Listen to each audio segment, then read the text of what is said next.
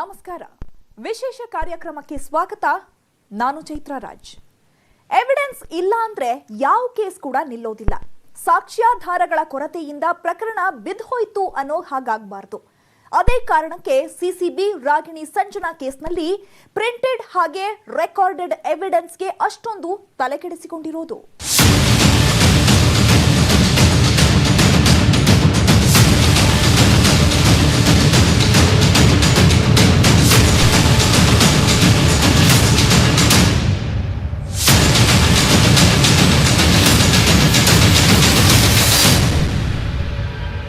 ಇದಪ್ಪ case ಅಂದ್ರೆ ತುಂಬಾ ವರ್ಷಗಳಿಂದ ಹೀಗೊಂದು ಖಡಕ್ ತನಿಖೆ ಮೇ ಬಿ ಕರ್ನಾಟಕದ ಇತಿಹಾಸದಲ್ಲಿ ನಡೆದಿರಲಿಲ್ಲ. Telgi, cyanide Mohan, cyanide Mallika, Shubha murder case, acid Raja case, ಹೀಗೆ ಹಲವು ಕೇಸ್ಗಳನ್ನು ನಿಭಾಯಿಸಿದ್ದ ಕರ್ನಾಟಕ ಪೊಲೀಸ್ಗೆ ಇವತ್ತು ಮತ್ತೊಂದು ಹಂತದ ಪರೀಕ್ಷೆ ಎದುರಾಗಿದೆ. ರಾಜ್ಯದ ಇತಿಹಾಸದಲ್ಲಿ ಇಂಥದ್ದೊಂದು ಪರೀಕ್ಷೆಯು ಬರುತ್ತೆ ಅಂತ ಇಡೀ ಕರ್ನಾಟಕ ಪೊಲೀಸ್ ಸೇರಿದಂತೆ ರಾಜ್ಯ ಸರ್ಕಾರ ಹಾಗೂ ಕೋರ್ಟ್ ಕೂಡ ಎದುರಿಸಿರಲಿಲ್ಲ. ಸ್ಯಾಂಡಲ್ವುಡ್ ಡ್ರಗ್ಸ್ ವಿಚಾರದಲ್ಲಿ ಒಂದು ತಾರ್ಕಿಕ ನಿಲುವಿಗೆ ಬರೋದಕ್ಕೆ ಪೊಲೀಸರು ಇಂಥದ್ದೊಂದು ಮಹಾನಿರ್ಣಯಕ್ಕೆ ಬಂದು ನಿಂತಿದ್ದಾರೆ.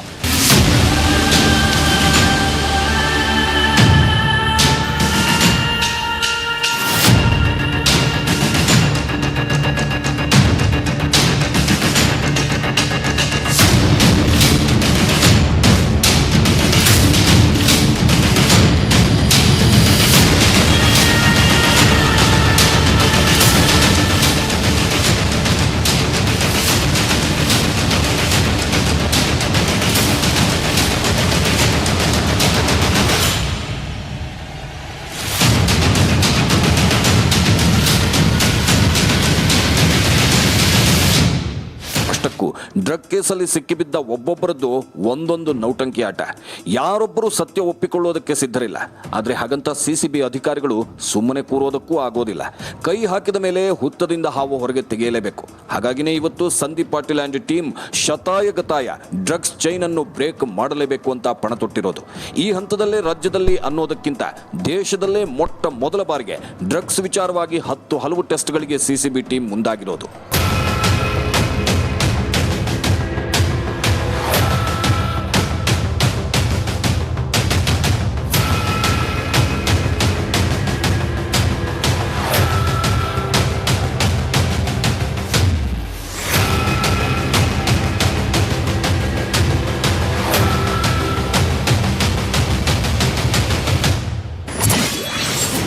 Sanjana Ragini doping test.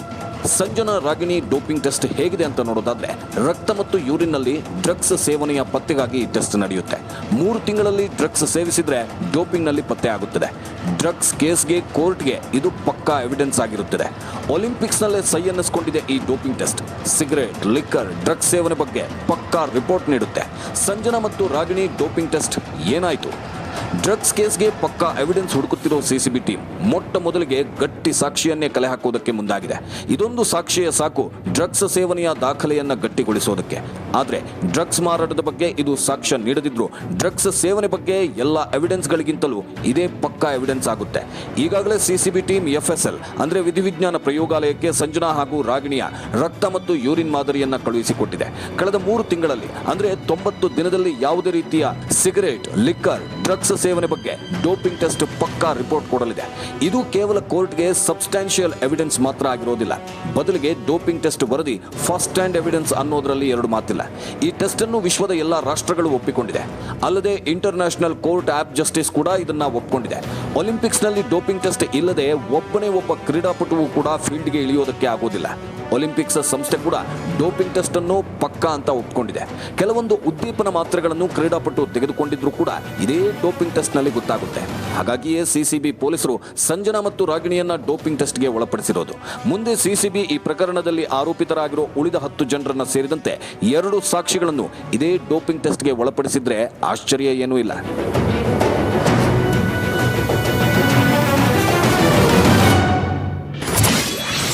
Doping ಟೆಸ್ಟ್ನಲ್ಲಿ ರಾಗಿಣಿ ನೌಟಂಕಿ ಹೇಗಿದೆ ಅಂತ ನೋಡೋದಾದ್ರೆ, ಯೂರಿನ್ ಸ್ಯಾಂಪಲ್ನಲ್ಲೇ ಯಾಮಾರಿಸಲಿಕ್ಕೆ ರಾಗಿಣಿ ಪ್ರಯತ್ನಿಸಿದ್ದಾರೆ. ಯಾಕಂದ್ರೆ ಯೂರಿನ್ ಜೊತೆ ನೀರು ಬೆರೆಸಿದ ರಾಗಿಣಿ ದ್ವಿವೇದಿ ನಂತರ ಪೊಲೀಸರಿಂದ ಡೋಂಟ್ ಚೀಟ್ ರಾಗಿಣಿ ಅಂತ ಹೇಳಿಸ್ಕೊಂಡಿದ್ದಾರೆ. ಇದೇ ನೋಡಿ ನೌಟಂಕಿ ರಾಗಿಣಿ ಮಹಾಕಥನ. ಡೋಪಿಂಗ್ ಟೆಸ್ಟ್ ಮಾಡಿಸಬೇಕು ಅಂತ ಯೂರಿನ್ ಮತ್ತು ಬ್ಲಡ್ ಸ್ಯಾಂಪಲ್ ಪಡೆಯುವುದಕ್ಕೆ ಸಿಸಿಬಿ ಸೇರಿದಂತೆ ವಿಧಿವಿಜ್ಞಾನ ಪ್ರಯೋಗಾಲಯ ಎಲ್ಲ ಸಿದ್ಧತೆ ಮಾಡಿಕೊಂಡಿತ್ತು. ಅದರಂತೆ ಬ್ಲಡ್ ಪಡೆದ ಎಫ್ಎಸ್ಎಲ್ ಟೀಮ್ ಯೂರಿನ್ ಸ್ಯಾಂಪಲ್ ನೀಡುವುದಕ್ಕೆ ರಾಗಿಣಿಗೆ ಹೇಳಿದೆ. ಆದರೆ ಮೇಡಮ್ ರಾಗಿಣಿ ಪೊಲೀಸರಿಗೆ ಯಾಮಾರಿಸೋಕೆ ಟ್ರಿಕ್ಸ್ ಮಾಡಿದ್ದಾರೆ. ಯೂರಿನ್ ಜೊತೆ ನೀರನ್ನು ಬೆರೆಸಿ ತಂದುಕೊಟ್ಟಿದ್ದಾರೆ. ಇದನ್ನು ಗಮನಿಸಿದ ಎಫ್ಎಸ್ಎಲ್ ಟೀಮ್ ಇದು ನಕಲಿ ಅಂತ ಸಿಸಿಬಿ ಮುಂದೆ ಆರೋಪ ಮಾಡಿದ್ದೇ ತಡ ಸಿಸಿಬಿ ಪೊಲೀಸರು ಡೋಂಟ್ ಚೀಟ್ ರಾಗಿಣಿ ಅಂತ ಗದರಿತು. ಯಾವಾಗ ಸಿಸಿಬಿ ಗರಂ ಆಗಿತ್ತು, ರಾಗಿಣಿ ಮತ್ತೆ ಯೂರಿನ್ ಸ್ಯಾಂಪಲ್ ಅನ್ನ ತಂದುಕೊಟ್ರು. ರಾಗಿಣಿ ಈ ಆಟವೇ ಡ್ರಗ್ಸ್ ಕೇಸ್ನಲ್ಲಿ ಏನೋ ಮುಚ್ಚಿಡ್ತಿದ್ದಾರೆ ಅನ್ನೋದಕ್ಕೆ ಪೊಲೀಸರಿಗೆ ಮತ್ತೊಂದು ಸಾಕ್ಷ್ಯ ಸಿಕ್ಕಂತಾಗಿದೆ.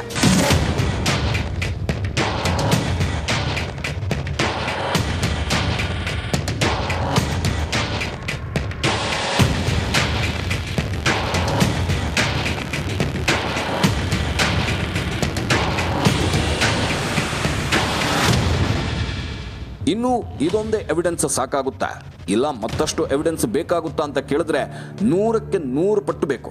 ಈಗಾಗಲೇ ಟೆಕ್ನಿಕಲ್ ಎವಿಡೆನ್ಸ್ಗೆ ಒದ್ದಾಡ್ತಿರೋ CCB computer, laptop, hard disk, pen drive ಎಲ್ಲಕ್ಕಿಂತ ಹೆಚ್ಚಾಗಿ ಮೊಬೈಲ್ ಎವಿಡೆನ್ಸ್ಗಳನ್ನು ಕಲೆ ಹಾಕ್ತಿದೆ.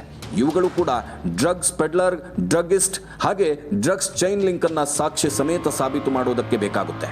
ಆದರೆ ಈ ನಡುವೆ ದೇಶದ ಇತಿಹಾಸದಲ್ಲೇ ಮೊಟ್ಟ ಮೊದಲ ಬಾರಿಗೆ ಸಿಸಿಬಿ ಹೇರ್ ಫಾಲಿಕಲ್ ಟೆಸ್ಟ್ಗೆ ಮುಂದಾಗಿರೋದು ಅಚ್ಚರಿಯ ಸಂಗತಿ. ಸುಪ್ರೀಂ ಕೋರ್ಟ್ ಮುಂದೊಂದು ದಿನ ಇದನ್ನೇ ಮೇಜರ್ ಟೆಸ್ಟ್ ಹಾಗೆ ಎವಿಡೆನ್ಸ್ ಆಗಿ ಇತರೆ ಪ್ರಕರಣಗಳಿಗೆ ಲೀಡ್ ಮಾಡಿದ್ರೆ ಆಶ್ಚರ್ಯವೇನಿಲ್ಲ.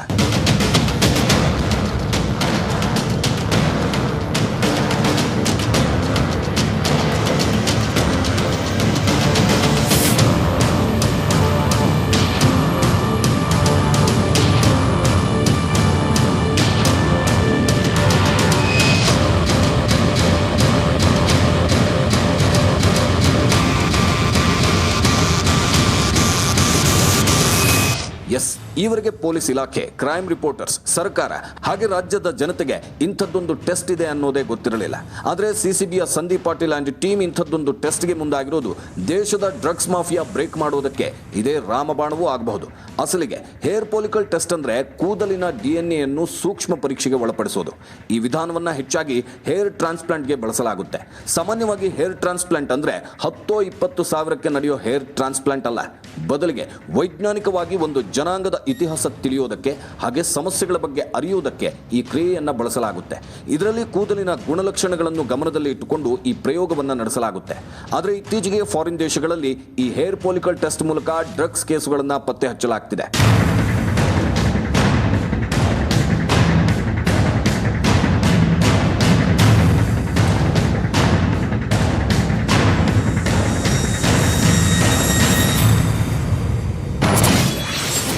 ಹೇರ್ ಫಾಲಿಕಲ್ ಟೆಸ್ಟ್ ಅಂತ ನೋಡೋದಾದ್ರೆ ಡ್ರಗ್ಸ್ ಸೇವನೆ ಪತ್ತೆಗೆ ಹೇರ್ ಫಾಲಿಕಲ್ ಟೆಸ್ಟ್ ಅನ್ನ ಬಳಕೆ ಮಾಡ್ತಾರೆ.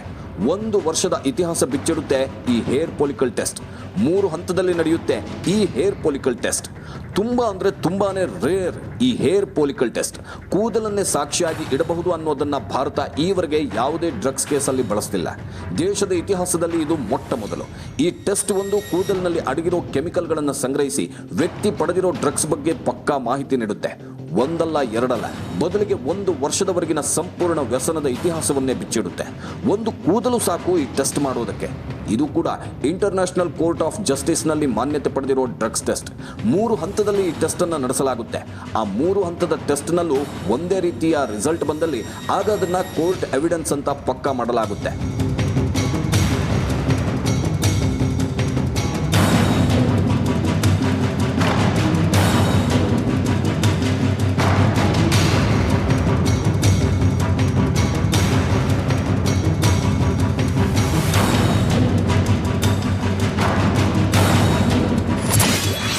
Ragini Sanjana hair follicle test.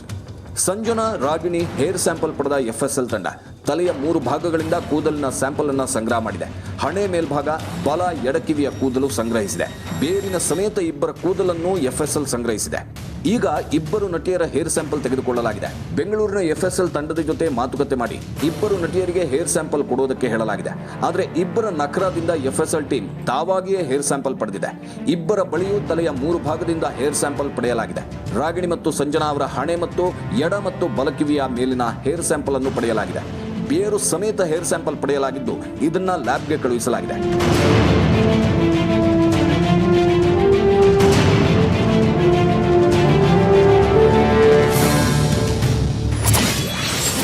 ರಾಜ್ಯದಲ್ಲಿ ನಡೆಯಲಿದೆ ಈ ಪರೀಕ್ಷೆ. ಬೆಂಗಳೂರಲ್ಲಿ ಈ ಹೇರ್ ಫಾಲಿಕಲ್ ಟೆಸ್ಟ್ ಇಲ್ಲ. ಹೈದರಾಬಾದ್ ಹೇರ್ ಫಾಲಿಕಲ್ ಟೆಸ್ಟ್ಗೆ ಭಾರಿ ಫೇಮಸ್. ತಿರುವನಂತಪುರಂ, ಅಹಮದಾಬಾದ್ನಲ್ಲೂ ಈ ಟೆಸ್ಟ್ ನಡೆಯುತ್ತೆ. 1 ತಿಂಗಳು ಬೇಕು ಈ ಟೆಸ್ಟ್ನ ರಿಸಲ್ಟ್ ಬರೋದಕ್ಕೆ. ಇನ್ನು 2 ನಟಿಯರ ಕೂದಲ ಮಾದರಿ ಸಂಗ್ರಹ ಆಗಿದ್ದರೂ ಕೂಡ ಬೆಂಗಳೂರಿನ FSL ತಂಡಕ್ಕೆ ಇಲ್ಲಿ ಪರೀಕ್ಷೆ ಮಾಡುವುದಕ್ಕೆ ಸಾಧ್ಯವಾಗುವುದಿಲ್ಲ. ಬದಲಿಗೆ ಇದನ್ನು ದೇಶದಲ್ಲೇ ಅತ್ಯಂತ ನುರಿತ ಮತ್ತು ಹೈಟೆಕ್ ಫ್ಲೋರೆನ್ಸಿಕ್ ಲ್ಯಾಬ್ ಅಂತ ಕರೆಸಿಕೊಳ್ಳೋ ಹೈದರಾಬಾದ್ನ FSL ಲ್ಯಾಬ್ನಲ್ಲಿ ಮಾತ್ರ ಇದನ್ನು ಮಾಡುವುದಕ್ಕೆ ಸಾಧ್ಯ. ಒಂದು ಪಕ್ಷ ಅಲ್ಲಿ ಸಾಧ್ಯವಾಗಿಲ್ಲ ಅಂದ್ರೆ ತಿರುವನಂತಪುರಂ, ಅಹಮದಾಬಾದ್ನಲ್ಲಿ ಹೇರ್ ಫಾಲಿಕಲ್ ಟೆಸ್ಟ್ ಮಾಡೋದಕ್ಕೆ ಸಾಧ್ಯ ಇದೆ. ಹಾಗಾಗಿ CCB ಪೊಲೀಸರು ಕೂದಲ ಮಾದರಿಯನ್ನು ಇವು 3 ಕಡೆಯಲ್ಲಿ ಎಲ್ಲಿಗೆ ಕಳುಹಿಸಬೇಕು ಅನ್ನೋದನ್ನ ಡಿಸೈಡ್ ಮಾಡಬೇಕಾಗಿದೆ. ಇನ್ನು ಇವತ್ತು ಹೇರ್ ಫಾಲಿಕಲ್ ಟೆಸ್ಟ್ ಕೊಟ್ರೆ ಮುಂದಿನ 30 ದಿನ ಪರೀಕ್ಷೆ ರಿಪೋರ್ಟ್ ಬರೋದನ್ನ ಕಾಯಬೇಕು. 30 ದಿನದ ನಂತರವೇ ಡ್ರಗ್ಸ್ ಬಗ್ಗೆ ಅಸಲಿ ಉತ್ತರ ಸಿಗೋದಕ್ಕೆ ಸಾಧ್ಯ. ಇದೆರಡು ಟೆಸ್ಟ್ಗಳೇ ಈಗ ಡ್ರಗ್ಸ್ ಬಗ್ಗೆ ಸಂಜನಾ ಮತ್ತು ರಾಗಿಣಿಗೆ ದೊಡ್ಡ ಕಂಟಕವಾಗಿರೋದು. ಡೋಪಿಂಗ್ ಮತ್ತು ಹೇರ್ ಫಾಲಿಕಲ್ ಟೆಸ್ಟ್ನಲ್ಲಿ ಡ್ರಗ್ಸ್ ಇರೋ ಬಗ್ಗೆ ಸ್ಪಷ್ಟವಾದ್ರೆ 2 ನಟಿಯರು ಕರ್ನಾಟಕ ಮಾದಕ ವಸ್ತು ನಿಷೇಧ ಕಾಯ್ದೆ ಅನ್ವಯ ಕಡಿಮೆ ಅಂದ್ರೂ 10 ವರ್ಷದ ಮಟ್ಟಿಗೆ ಶಿಕ್ಷೆ ಅನುಭವಿಸಬೇಕಾಗುತ್ತೆ. ಆದರೆ ಮಾದಕ ವಸ್ತು ಮಾರಾಟದ ಬಗ್ಗೆ ಪ್ರೂವ್ ಮಾಡೋದಕ್ಕೆ ಈ 2 ಟೆಸ್ಟ್ಗಳು ಎಳ್ಳಷ್ಟು ಉಪಯೋಗ ಆಗೋದಿಲ್ಲ. ಕಾರಣ ಕೇವಲ ಸೇವನೆಯನ್ನಷ್ಟೇ ಇದು ಪ್ರೂವ್ ಮಾಡುತ್ತೆ ಅಷ್ಟೇ. ಮಾರಾಟ ಅಥವಾ ಪೆಡ್ಲಿಂಗ್ ಬಗ್ಗೆ ಸಾಕ್ಷಿ ಒದಗಿಸೋದಿಲ್ಲ. ಈ ನಡುವೆ ಈ 2 ಟೆಸ್ಟ್ಗಳ ಜೊತೆ ಮತ್ತಷ್ಟು ಟೆಸ್ಟ್ಗಳನ್ನು ಮಾಡುವುದಕ್ಕೆ ಅನುಮತಿ ಕೋರಿ CCB ತಂಡ ಕೋರ್ಟ್ ಮೊರೆ ಹೋಗುವ ಸಾಧ್ಯತೆ ಇದೆ. ಆ ಟೆಸ್ಟ್ಗಳು ಡ್ರಗ್ಸ್ ಮಾರಾಟ ಮತ್ತು ಡ್ರಗ್ಸ್ ಲಿಂಕ್ ಬಗ್ಗೆ ತಿಳಿದುಕೊಳ್ಳುವುದಕ್ಕೆ ಇರೋ ಅಂತಿಮ ಮಾರ್ಗಗಳು. CCB ಕೇವಲ ಡ್ರಗ್ಸ್ ಸೇವನೆ ಬಗ್ಗೆ ನೋಡದೆ ಡ್ರಗ್ಸ್ ಮಾರಾಟದ ಬಗ್ಗೆಯೇ ಹೆಚ್ಚು ಗಮನ ಹರಿಸಿದಂತೆ ಕಾಣುತ್ತಿದೆ.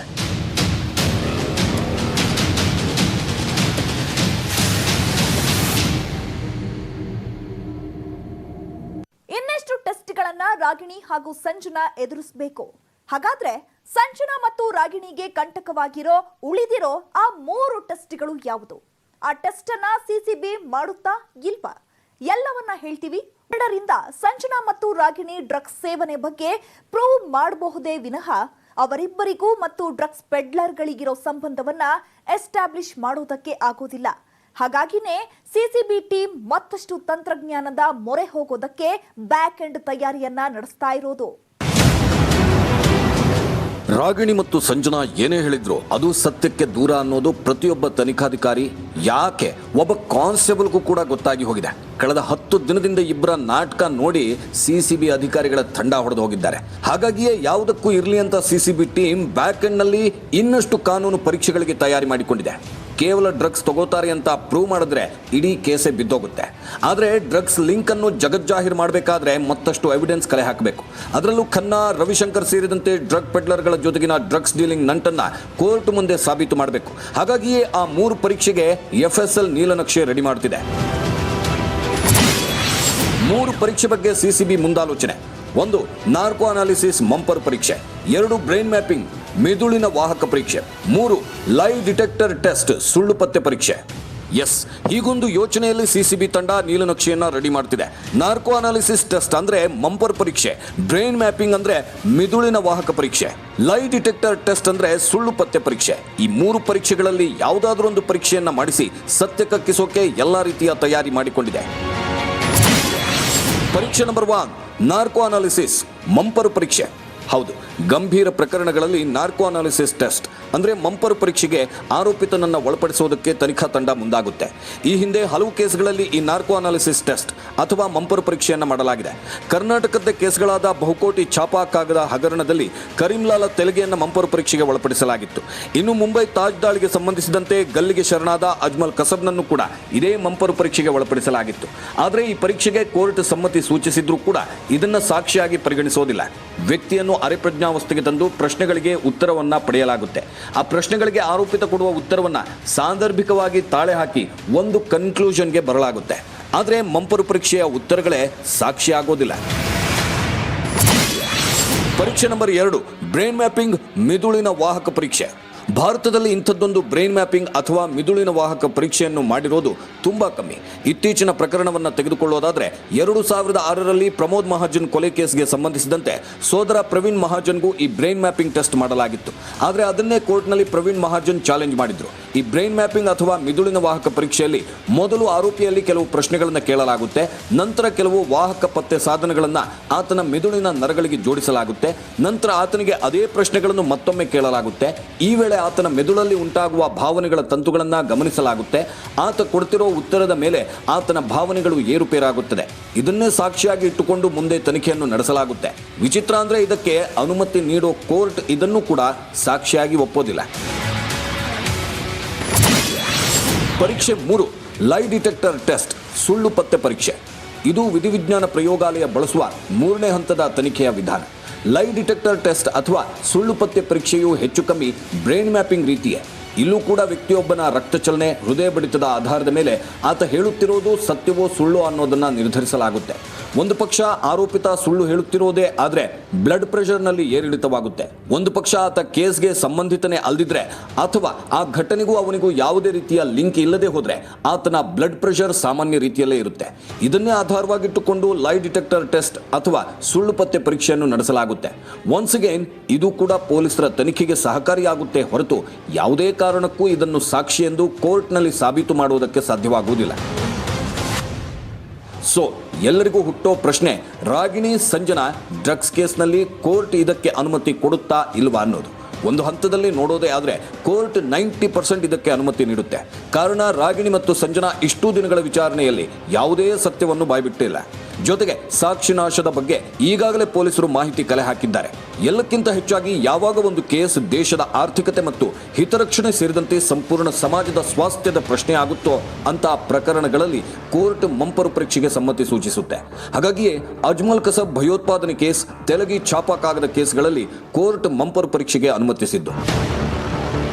ಮಂಪರು ಪರೀಕ್ಷೆ ನಡೆಸೋದೇ ಆದರೆ ಅದಕ್ಕೆ ಬೆಂಗಳೂರು ದಿ ಬೆಸ್ಟ್ ಪ್ಲೇಸ್. ಯಾಕಂದ್ರೆ ಅದೆಷ್ಟೋ ಪ್ರಕರಣಗಳನ್ನು ಬೆಂಗಳೂರು ವಿಧಿವಿಜ್ಞಾನ ಪ್ರಯೋಗಾಲಯ ಪತ್ತೆ ಹಚ್ಚುವಲ್ಲಿ ಸೈ ಎನ್ನಿಸಿಕೊಂಡಿದೆ. ಇದಕ್ಕೆ ಪಕ್ಕಾ ಉದಾಹರಣೆ ಅಂದ್ರೆ ದಿಲ್ಲಿಯ ಅರುಷಿ ತಲ್ವಾರ್ ಕೊಲೆ ಕೇಸ್. ತಂದೆ ತಾಯಿಯಿಂದಲೇ ಅರುಷಿ ಮರ್ಡರ್ ಆಗಿದ್ದನ್ನು ಖಾತ್ರಿಪಡಿಸಿಕೊಳ್ಳಲು ಬೆಂಗಳೂರಿನ FSLನಲ್ಲಿ ತಂದೆ ರಾಜೇಶ್ ತಲ್ವಾರ್, ತಾಯಿ ನೂಪುರ್ ತಲ್ವಾರ್ ಹಾಗೆ ಕಂಪೌಂಡರ್ ಕೃಷ್ಣನಿಗೆ ಇದೇ ಬೆಂಗಳೂರಿನ ವಿಧಿವಿಜ್ಞಾನ ಪ್ರಯೋಗಾಲಯದಲ್ಲಿ ಮಂಪರು ಪರೀಕ್ಷೆ ಮಾಡಲಾಗಿತ್ತು. ಅಂಥ ಹೈ ಲೆವೆಲ್ ಕೇಸ್ಗಳನ್ನೇ ಎದುರಿಸಿದ ಬೆಂಗಳೂರಿನ ವಿಧಿವಿಜ್ಞಾನ ಪ್ರಯೋಗಾಲಯ ರಾಗಿಣಿ ಸಂಜನಕ್ಕೆ ಸಿಕ್ಕರೆ ಬಿಟ್ಬಿಡುತ್ತಾ?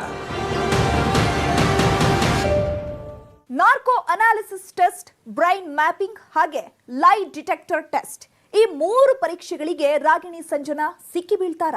ಯೂರಿನ್ ಸ್ಯಾಂಪಲ್ನಲ್ಲೇ ಯಾಮಾರಿಸಿದ ರಾಗಿಣಿ ಇನ್ನೆಷ್ಟು ಸತ್ಯಗಳನ್ನ ಹೇಳದೆ ಯಾಮಾರಿಸಬಹುದು? ಹಾಗಾಗಿಯೇ ಸಿಸಿಬಿ ಈ ಸಾಹಸಕ್ಕೂ ಕೈ ಹಾಕಿದ್ರೆ ಆಶ್ಚರ್ಯ ಇಲ್ಲ. ಇನ್ನಷ್ಟು ಇನ್ಸೈಡ್ ಮಾಹಿತಿಗಳನ್ನ ಹೇಳ್ತೀನಿ.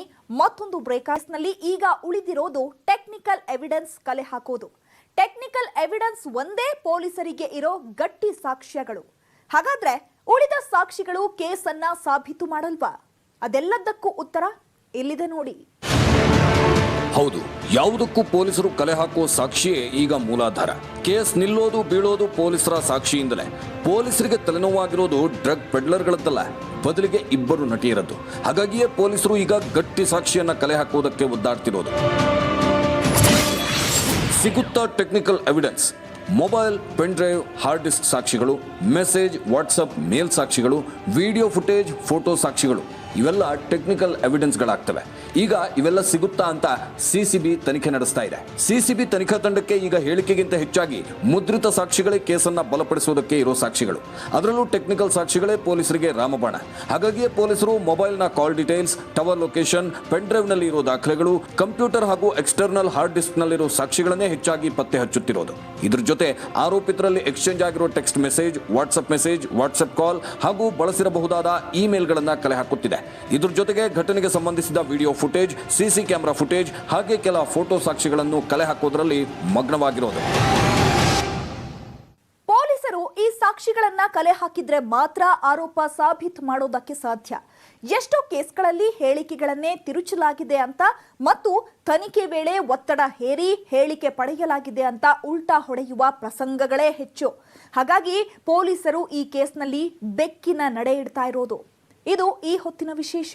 ನೋಡ್ತಾ ಇರಿ ನ್ಯೂಸ್ 18 ಕನ್ನಡ. ಜಾಲ ನಮ್ಮದು, ಬಲ ನಿಮ್ಮದು.